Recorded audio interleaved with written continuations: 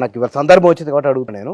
సీతమ్మ వారి మీద ఎంత ప్రేమ ఉంటే ఆయన ఇంత పెద్ద యుద్ధం చేసి లంకకెళ్ళి సీతను తీసుకొని వస్తాడు.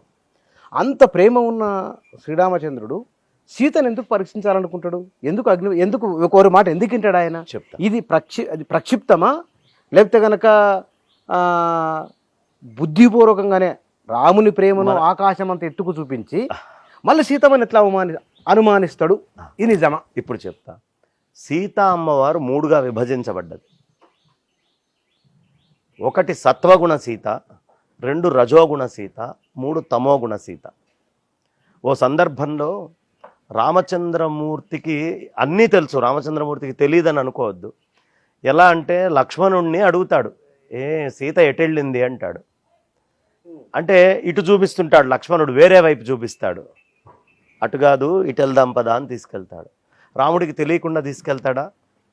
చెప్పి మరీ తీసుకెళ్తాడు ఇటు వెళ్దామా అని రామాయణంలో. ఇంకొక రహస్యం ఏమిటంటే, ఈ ఒక సందర్భంలో రామచంద్రమూర్తితోటి ఓ రాత్రి ఒక స్త్రీ కనిపిస్తుంది. లక్ష్మణుడు దూరం నుంచి ఇట్లా చూసి ఆశ్చర్యపోయి అలా కూర్చొని మరుసటి రోజు ఉదయాన్నే, అన్నయ్య రాత్రి మీతోటి ఉన్నది ఎవరు? వదినని తనకి తెలుసు ఎవరు అంటే. అప్పుడు రహస్యం చెప్తాడు, ఆనందరామాయణంలో ఉంటుంది ఇది. నాయన ఇక్కడ ఉంది సత్వగుణ సీత. ఆ రోజు నువ్వు అగ్ని ఏదో గీసా అన్నావు చూడు, అందులో రజోగుణ సీత వెళ్ళిపోయింది. దాటిన తర్వాత తమోగుణ సీతని రావణాసురుడు తీసుకెళ్ళాడు.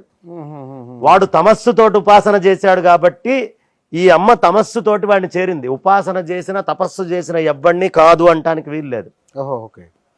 వాడు తమస్సుతోటి చేశాడు.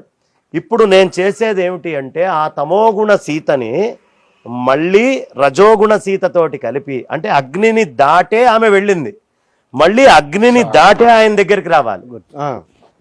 మధ్యలో అగ్ని వచ్చిందా రాలేదా? మళ్ళీ ఆ అగ్నిని దాటి ఆ రజోగుణ సీతలో కలిసి, ఈ రజోగుణ తమోగుణ సీతలు ఇరువురు సంస్కరించబడ్డాక సత్వగుణ సీతలో ఆ 2 వచ్చి లయమైపోతాయి. అది రాముడి లోపల ఉండేటటువంటి నిజ సీత. Right, okay.